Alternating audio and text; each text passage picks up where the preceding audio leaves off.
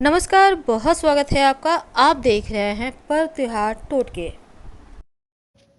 कर्क राशिफल नवंबर दिसंबर 2023। जाते जाते ये 2 महीना 2023 का क्या कुछ बड़ा बदलाव लाने वाला है आपकी लाइफ में। चलिए जानते हैं विस्तार से, तो वीडियो के अंत तक बने रहें। और ये प्रेडिक्शन चंद्र राशि पर आधारित है।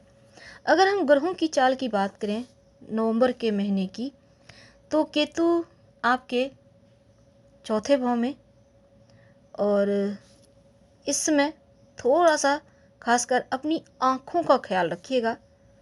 दूसरा, जो सूर्य देव हैं आपके धन भाव के स्वामी हैं, चौथे भाव में हैं, तो क्या होगा चलिए समझते हैं। सबसे पहले हम आपके करियर रोजगार से ही बात करेंगे। देखिए, कार्य क्षेत्र में आपके लिए देवगुरु बृहस्पति आपकी चंद्र राशि के 10वें भाव में उपस्थित है, और 8वें भाव के स्वामी के रूप में जो शनिदेव है वो भी 8वें में। तो यहाँ पर क्या होगा ना, आपके लिए ऊपर से ढैया भी चली रही है। तो अगर आप जॉब प्राप्ति के लिए प्रयासरत हैं तो प्रयास तेज करें। लेकिन जो लोग जॉब करते हैं, अब आप चाहते हैं कि नौकरी बदलने की, तो ये संभावना इस महीने में बनी हुई है और जॉब प्राप्ति के भी योग हैं। शनिदेव चूंकि यहाँ पर आपके करियर में मिलने वाले लाभों में थोड़ी देरी कराएंगे, लेकिन लाभ प्राप्त होगा जरूर। अब यहाँ पर देखिए, मंगल आपके 10वें भाव के स्वामी के रूप में तीसरे चौथे भाव में, तो यहाँ पर क्या होगा ना, आपके करियर में उच्च प्रगति हासिल करने में जो आप प्रयास कर रहे हैं, प्रयास को और तेज कीजिए, तब जाकर सफलता मिलेगी। और जो व्यापारी भाई हैं, लाभ तो होगा लेकिन प्रतिद्वंदी भी एक्टिव हैं। तो ऐसे में आपको अपनी मेहनत को बढ़ाना होगा, अपनी वाणी का जादू चलाइए और चीज़ों को अपने पक्ष में कीजिए। धन की बात करें तो शनिदेव आपके 8वें भाव में है, बृहस्पति 10वें भाव में है, राहु आपके 9वें भाव में है। तो ऐसे में क्या होगा, आपके लिए अनचाहे थोड़े खर्चे बढ़ेंगे। धन तो आ रहा है पर खर्चे बढ़ेंगे। और दूसरा, 17 नवंबर को जब सूर्य देव का राशि परिवर्तन होगा, तब आपका धन बढ़ता दिखेगा। यानी 17 नवंबर तक खर्चा बढ़ा है, लेकिन 17 नवंबर के बाद धन आप बचा पाएंगे। और मेहनत तो कड़ी करेंगे, लेकिन धन प्राप्ति में थोड़ी सी देरी होगी, पर मेहनत से सफलता है।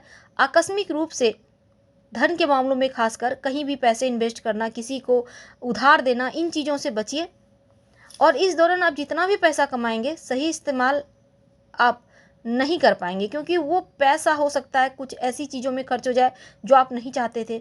इसलिए एक टारगेट फिक्स कीजिए, आपको कहाँ कहाँ कितना खर्च करना है, और बेवजह खर्च मत कीजिए। लेकिन धन आ रहा है, शनिदेव आपके 8वें भाव में, इसलिए सलाह दी जाती है कि किसी भी नए बिजनेस में अभी मत जाइएगा, आपके लिए बहुत अच्छा नहीं रहेगा। और दूसरा, अपने रिश्तों पर थोड़ा ध्यान बनाए रखें। स्वास्थ्य के मामलों में भी आपको ख्याल रखना है। एक तो आपकी ढैया चल रही है, ढैया में स्वास्थ्य पर ज़्यादा प्रभाव होता है, और इस समय आपको आँखों की समस्या परेशान कर सकता है। तो पैर में दर्द होना, आँखों की समस्या होना, ये सर दर्द होना, यानी कि थोड़ा सा असुरक्षा की भावना से ग्रसित आप हो सकते हैं।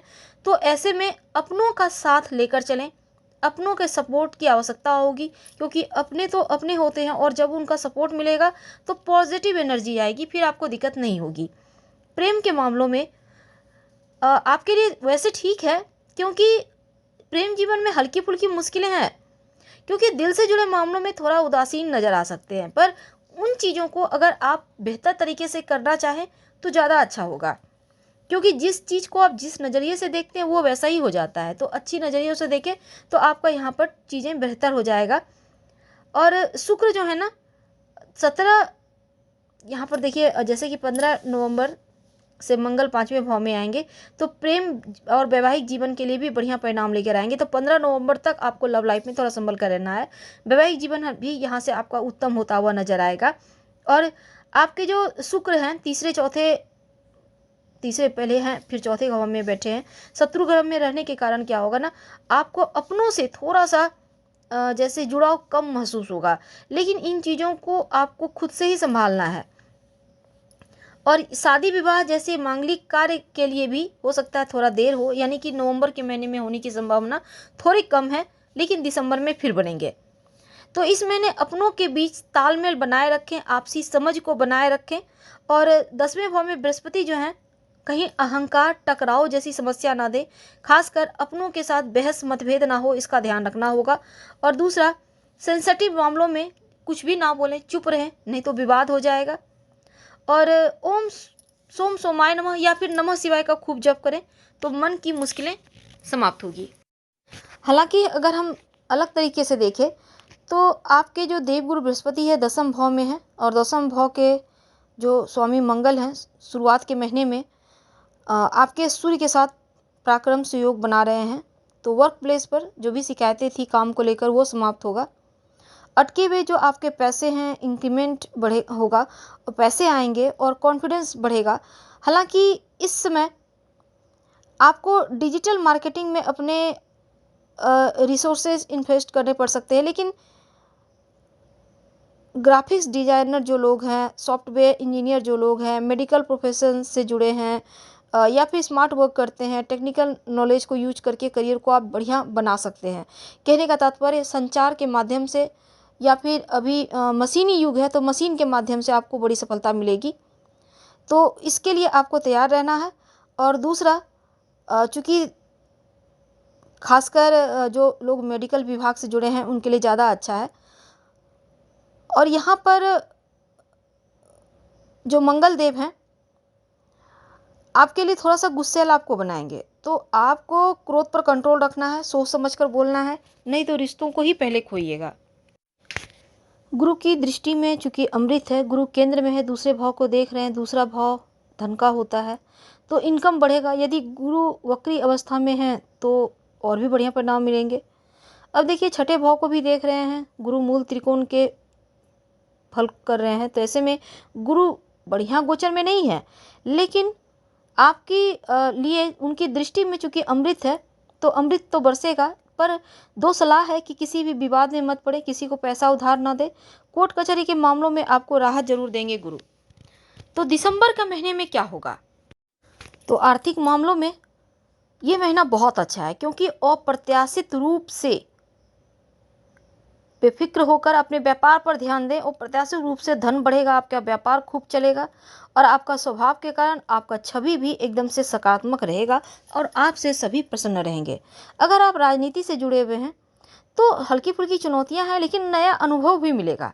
नौकरी करते हैं तो पुरानी समस्याएं समाप्त होगी, काम का बोझ कम होगा और परीक्षा का तनाव थोड़े बहुत हैं आपके ऊपर जो विद्यार्थी हैं। ऐसे में पढ़ाई को लेकर जो भी तनाव है, ज़्यादा तनाव मत लीजिए, मन को शांत रखिए। और जो इंजीनियरिंग के स्टूडेंट हैं, सहपाठी से किसी बात को लेकर निराशा हो सकती है, ऐसे में ज़्यादा चीज़ों को दिल से ना लगाएं, परीक्षा की तैयारी करें, सफलता आपको जरूर मिलेगी और उचित मार्गदर्शन भी मिलेगा जो भविष्य के लिए बेहतर सिद्ध होगा। अगर हम प्रेम जीवन की बात करें तो देखिए आप लोगों के बीच घनिष्ठता बढ़ेगी, परिवार में दोनों के प्रेम की मिसाल दी जा सकती है, या फिर आप लोगों को अगर अविवाहित हैं, विवाह करना चाहते हैं प्रेम से, तो अपनों को बता सकते हैं, खुलकर बातें कर सकते हैं मन की। और विवाह की बात भी अगर चल रही है, आप सिंगल हैं तो विवाह तय होने की योग है।